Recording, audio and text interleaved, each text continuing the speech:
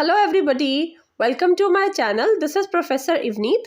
So today I am going to teach you contents of Memorandum of Association. ये बहुत important topic है, ये exam में अक्सर इसके ऊपर क्वेश्चन आ जाता है. ये जो है मेमोरेंडम की सेकंड वीडियो है. इससे पहले मैंने मेमोरेंडम की meaning, definition, features, importance, purposes की वीडियो बनाई है. अगर आप लोगों ने वो वीडियो नहीं देखी है तो मैं उसका लिंक आपको डिस्क्रिप्शन बॉक्स में दे दूंगी. और जो लोग आज पहली बार मेरे चैनल पे आए हैं, मैं उनको बता दूं कि मैंने इससे पहले कंपनी लॉ, बिजनेस लॉ और स्टैटिस्टिक्स की बहुत सी वीडियोस बनाई हैं.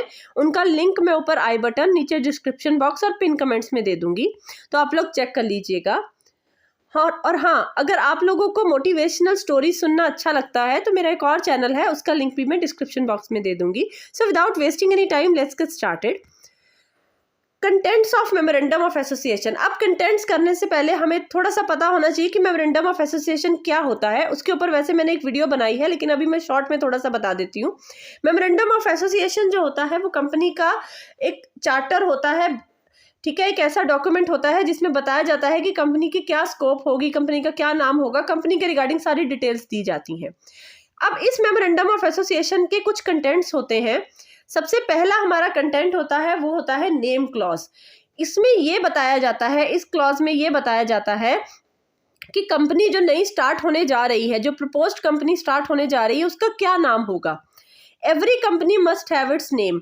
हर कंपनी का अपना एक सेपरेट नाम होना बहुत ज़रूरी है, क्योंकि कंपनी जो होती है वो लीगल पर्सन होती है in the eyes of law. मतलब कंपनी की एक अपनी पहचान होती है, artificial person in the eyes of law होती है वो, ठीक है. और कंपनी की अपनी पहचान दूसरी कंपनी से अलग होती है और उसकी पहचान अपने मेंबर से भी अलग होती है. It is a separate legal entity, तो उसका अपना एक नाम होना बहुत ज़रूरी है.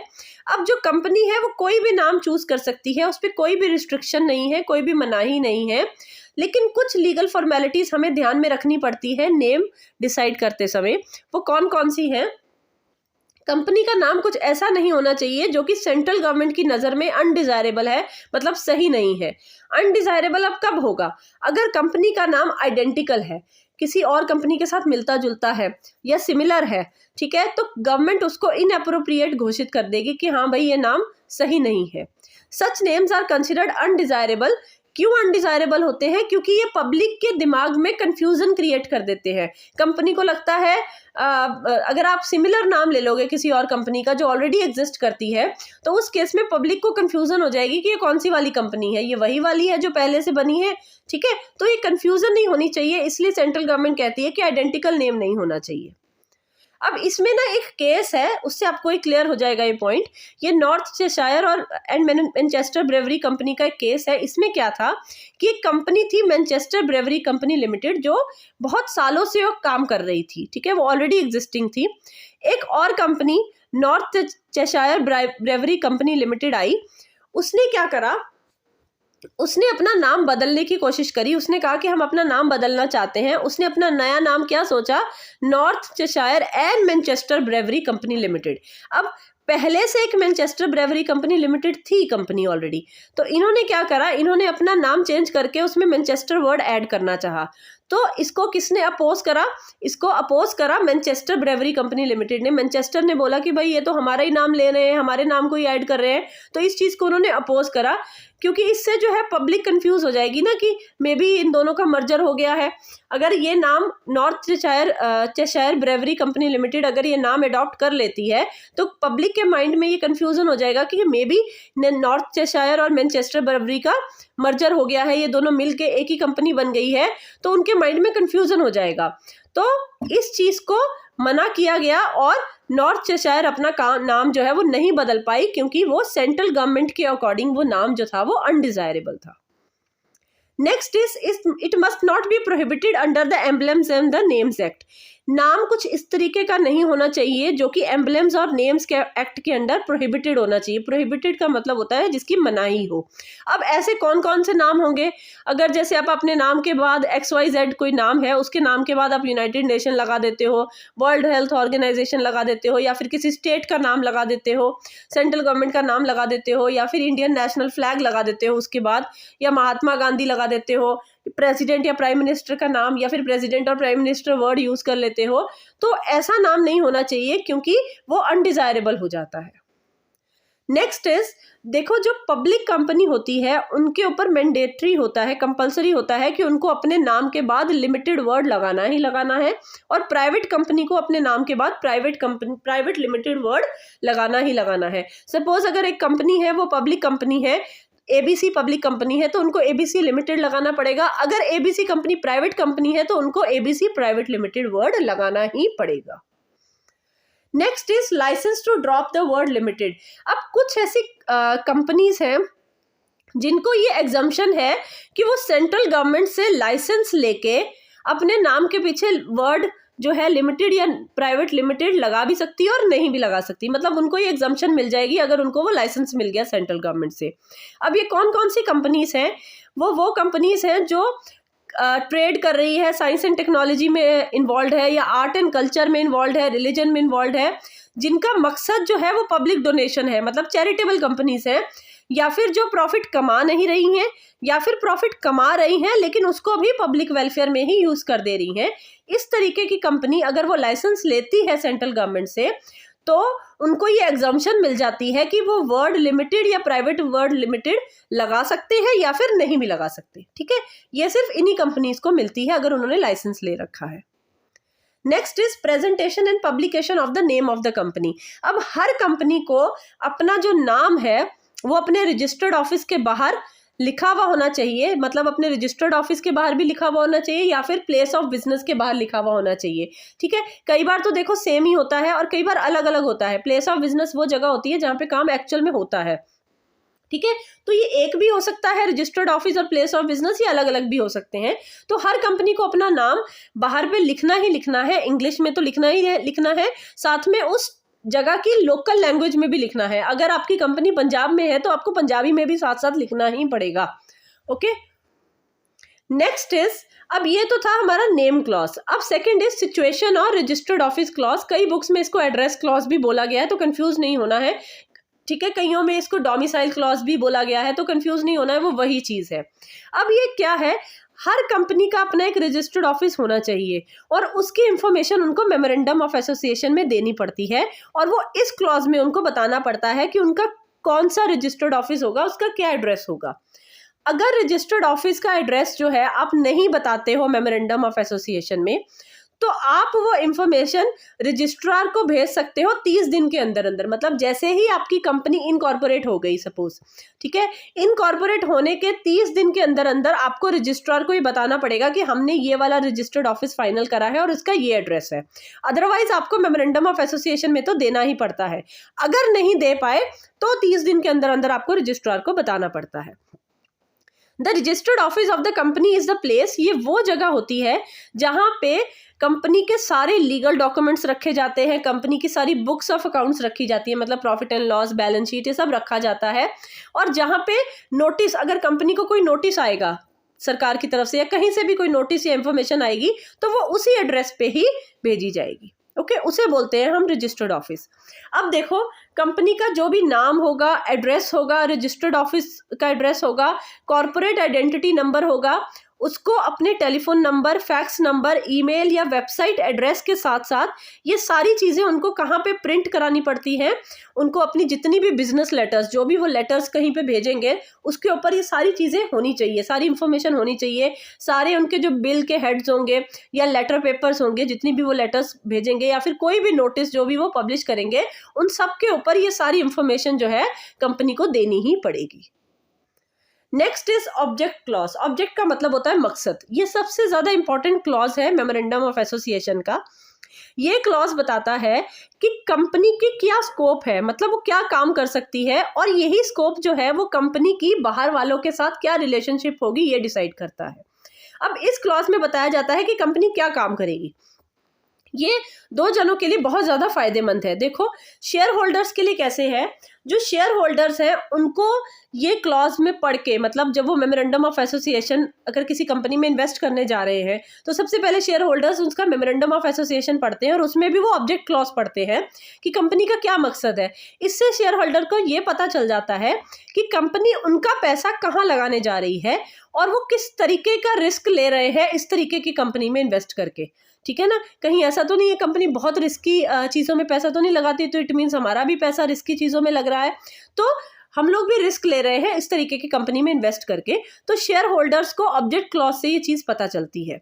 अब बाहर वालों को भी पता चलता है। बाहर वाले कौन है? जो कंपनी के साथ डील करने आ रहे हैं, वो भी ये कंपनी मान के चलती है कि जो भी पर्सन कंपनी के साथ डील करने आ रहा है वो कंपनी का मेमोरेंडम ऑफ एसोसिएशन पढ़ के ही आ रहा होगा।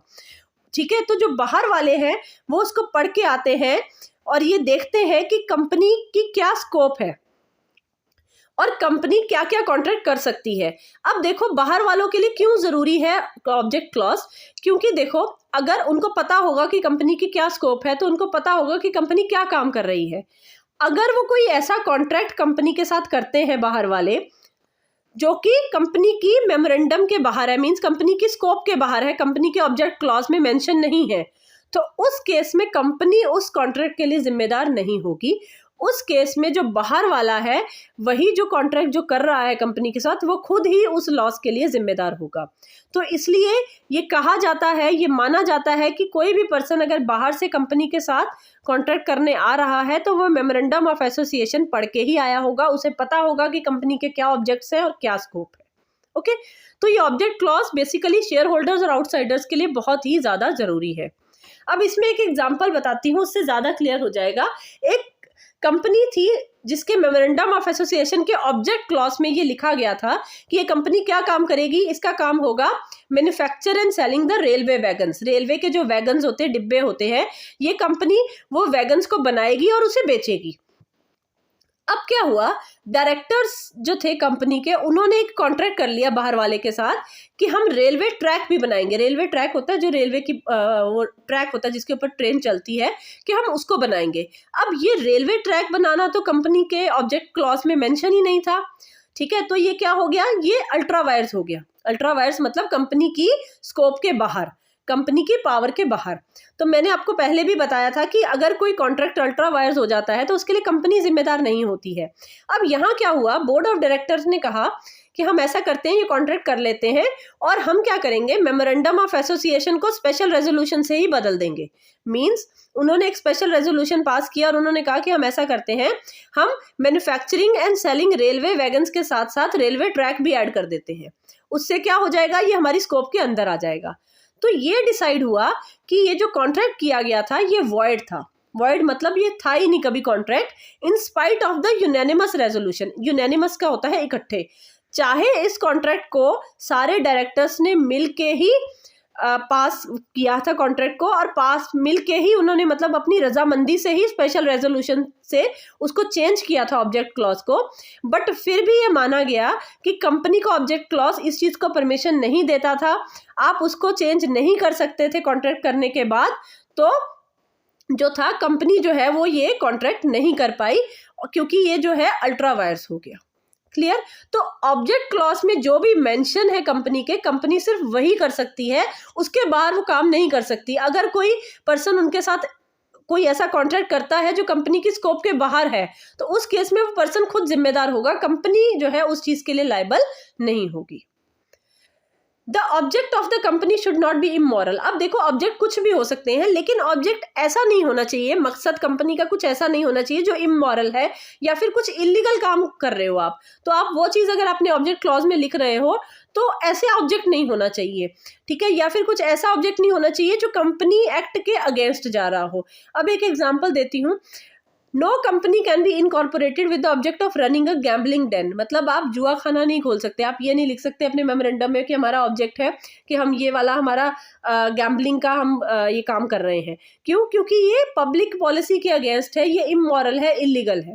ठीक है, या फिर अगर आप कुछ ऐसा ऑब्जेक्ट लिख रहे हो कि मीन्स आप अपनी एनिमी कंट्री के साथ, आपके मतलब कोई देश है जो आपका एनिमी है, आप उस कंट्री के साथ कोई कॉन्ट्रैक्ट कर रहे हो, ठीक है, उसके रिगार्डिंग जो है आप ऑब्जेक्ट में मेंशन कर रहे हो, तो कुछ भी आप ऐसा ऑब्जेक्ट नहीं लिख सकते जो हमारी पब्लिक पॉलिसी के अगेंस्ट है या फिर जो कंपनी एक्ट के प्रोविजंस के अगेंस्ट है।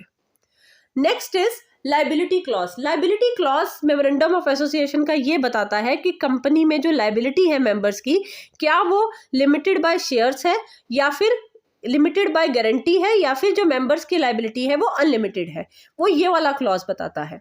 अब देखो, अगर कंपनी की जो लायबिलिटी है वो लिमिटेड बाय शेयर्स है, तो उस केस में मेंबर्स सिर्फ उतने पैसे के लिए ही लायबल है जितना पैसा उन्होंने अनपे कर रखा है, मतलब जितना पैसा उन्होंने अभी तक पे नहीं कर रखा है अपने शेयर्स के ऊपर।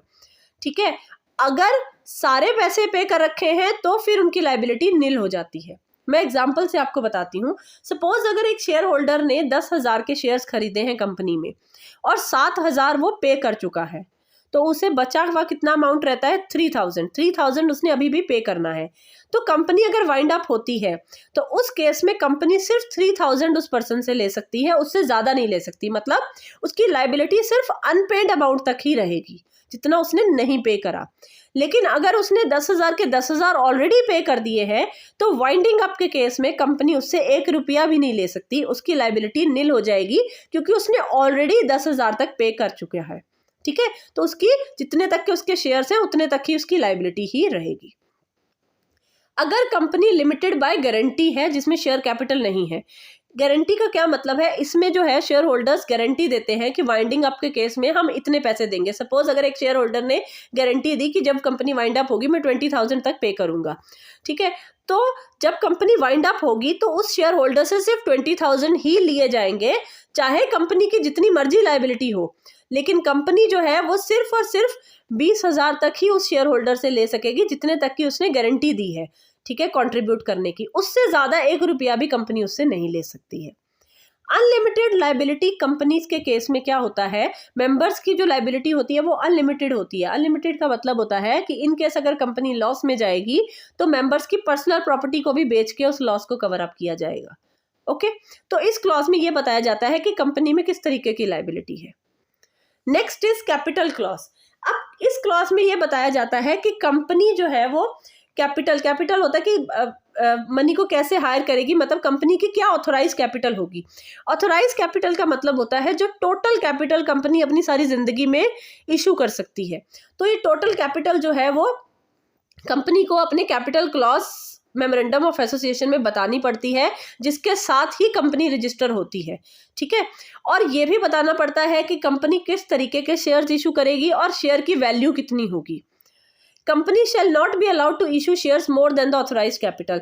देखो, ऑथोराइज कैपिटल टोटल कैपिटल होती है, उससे ज़्यादा कंपनी को अलाउड नहीं होता है कि अपनी शेयर्स को इशू करे। मतलब जितनी टोटल उन्होंने कैपिटल लिखी है ऑथोराइज कैपिटल, उससे ज़्यादा वो कंपनी उसके शेयर्स इशू नहीं कर सकती है। एंड शेयर्स जो है वो इक्विटी शेयर्स भी हो सकते हैं, प्रेफरेंस शेयर्स भी हो सकते हैं, दोनों एक साथ भी हो सकते हैं। ओके, तो इस क्लॉज में ये बताया जाता है कि कंपनी की क्या कैपिटल होगी, किस तरीके के शेयर्स इशू करेगी और उसकी क्या नॉमिनल वैल्यू होगी। नेक्स्ट इज एसोसिएशन क्लॉज और सब्सक्रिप्शन क्लॉज। अब देखो, जब भी एक प्राइवेट कंपनी बनती है तो वो 2 लोगों के साथ बनती है, कम से कम 2 लोग होने चाहिए, और पब्लिक कंपनी में कम से कम 7 लोग होने चाहिए। ये लोग कौन होते हैं? ये प्रमोटर्स होते हैं जो कंपनी को स्टार्ट करते हैं। ठीक है, और वो ही जो लोग होते हैं वो क्या करते हैं? वो मेमोरेंडम ऑफ एसोसिएशन बनाते हैं और उसे सब्सक्राइब करते हैं, मतलब उसके ऊपर साइन करते हैं। पब्लिक कंपनी में कम से कम 7 लोगों के सब साइन होने जरूरी हैं, 7 सब्सक्राइबर्स के, और प्राइवेट कंपनी में कम से कम 2 मेंबर्स 2 सब्सक्राइबर्स के साइन होने जरूरी है। अब देखो, this should be followed by the names and addresses of the subscriber. Subscriber को सिर्फ अपने साइन ही नहीं करने हैं, उन प्रमोटर्स को, उन मेंबर्स को सिर्फ अपने साइन ही नहीं करने हैं, साथ के साथ ये भी बताना है कि उनका एड्रेस क्या होगा और उन्होंने कितने शेयर्स लिए हैं उस कंपनी में। The signature of each subscriber shall be attested bye at least 1 witness. अब हर सब्सक्राइबर के जो साइन करेगा, हर सब्सक्राइबर जो साइन करेगा वो एक विटनेस की मौजूदगी में करेगा। विटनेस कौन होता है? गवाह। मतलब एक कोई गवाह उनकी मौजूदगी में खड़ा हुआ होना चाहिए जो इस चीज को अटेस्ट करे कि हाँ भाई, मेरी मौजूदगी में इसने इस पे मेमोरेंडम ऑफ एसोसिएशन पे साइन करे हैं। ठीक है, अब देखो, विटनेस कोई भी हो सकता है, लेकिन विटनेस सब्सक्राइबर नहीं होना चाहिए। मीन्स एक सब्सक्राइबर दूसरे सब्सक्राइबर के लिए विटनेस नहीं हो सकता। विटनेस कोई तीसरा पर्सन ही होगा। सब्सक्राइबर एक दूसरे के लिए विटनेस नहीं बन सकते, गवाह नहीं बन सकते। लेकिन एक विटनेस बाकी सब्सक्राइबर्स के लिए गवाह हो सकता है, लेकिन एक सब्सक्राइबर दूसरे सब्सक्राइबर के लिए विटनेस नहीं हो सकता। ओके, सो आई होप आपको ये क्लॉजेज वाला टॉपिक बिल्कुल क्लियर हो गया होगा। इसके बाद मैं ऑल्ट्रेशन ऑफ क्लॉजेज वाला टॉपिक कराऊंगी, वो भी इंपॉर्टेंट है। अगर आपको फिर भी कोई डाउट है इस वीडियो में, इस टॉपिक में, तो आप मुझे कमेंट सेक्शन में लिख सकते हैं। और हाँ, अगर आपको मेरा पढ़ाया हुआ समझ आता है और आप आगे फर्दर भी मुझसे पढ़ना चाहते हैं तो आप मेरी वीडियो को लाइक कर सकते हैं, शेयर कर सकते हैं और मेरे चैनल को सब्सक्राइब कर सकते हैं। Thank you.